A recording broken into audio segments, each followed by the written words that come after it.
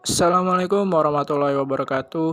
Balik lagi bersama saya Muhammad Jamaluddin dari program studi Manajemen Informatika.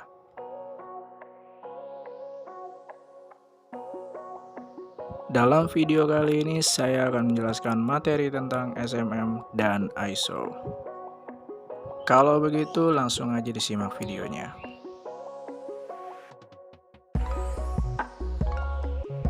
Yang pertama ada SMM atau yang biasa kita sebut dengan Sistem Manajemen Mutu. Mutu sendiri memiliki definisi yaitu suatu strategi dasar bisnis yang menghasilkan barang dan jasa yang memenuhi kebutuhan dan kepuasan konsumen internal dan eksternal.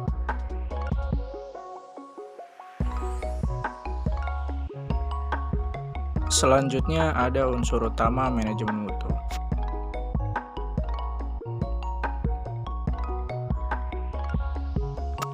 Yang pertama ada strategi nilai pelanggan. Nilai pelanggan adalah manfaat yang diperoleh pelanggan atas penggunaan barang atau jasa yang dihasilkan perusahaan dan pengorbanan pelanggan untuk memperolehnya.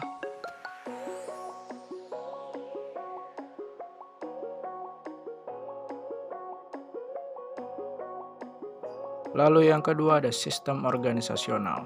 Sistem ini mencakup tenaga kerja, material, mesin, metode operasi, pelaksanaan kerja, aliran proses kerja, arus informasi, dan pembuatan keputusan.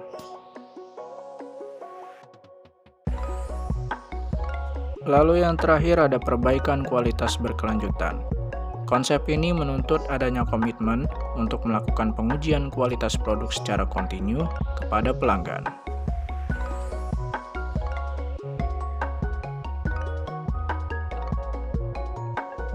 Materi selanjutnya yaitu ISO, yang merupakan singkatan dari International Standardization for Organization.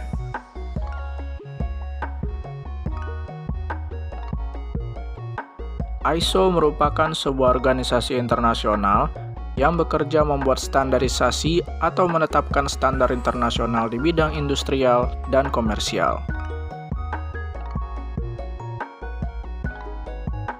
ISO juga merupakan salah satu badan internasional yang menjadi acuan bagi negara untuk mengatur mutu produk yang berada di pasaran global.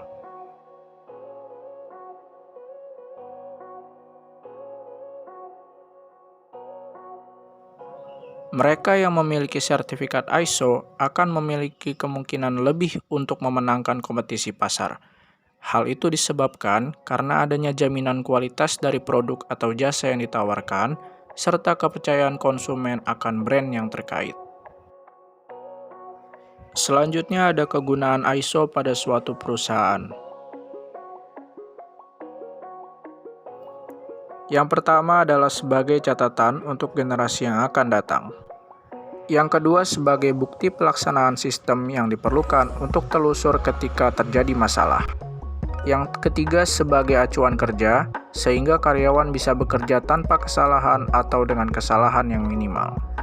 Lalu pelanggan akan mudah mencari pemasok yang bersertifikat ISO, yang berarti terbuka kesempatan pasar baru.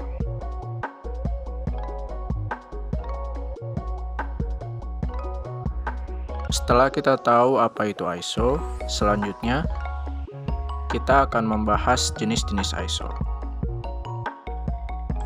Yang pertama ada ISO 9000. Fokus dari standar ISO 9000 ini adalah menetapkan prosedur manajemen kualitas melalui kepemimpinan, dokumentasi terperinci, perintah kerja, dan penyimpanan catatan. Berikutnya ada ISO 17000. ISO 17000 adalah menetapkan istilah dan definisi umum yang berkaitan dengan penilaian kesesuaian dan penggunaan penilaian kesesuaian untuk memfasilitasi perdagangan. Lalu ada ISO 22000. ISO 22000 ini adalah standar internasional yang berisi tentang sistem manajemen keamanan pangan.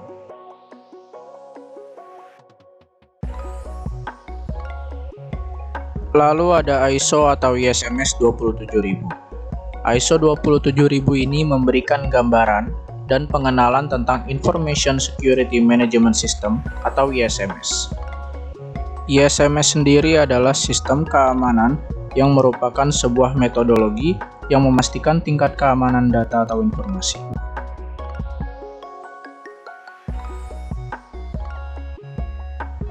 Berikutnya ada ISO 28000.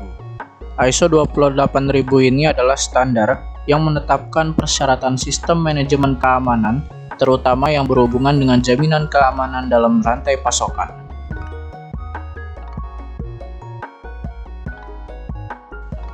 Lalu ada ISO 55000. ISO 55000 ini memberikan bimbingan dan persyaratan daftar periksa praktek yang baik dalam pengelolaan aset fisik, biasanya yang berkaitan dengan gas, listrik, dan air bersih, jalan, sistem transportasi udara, dan kereta api.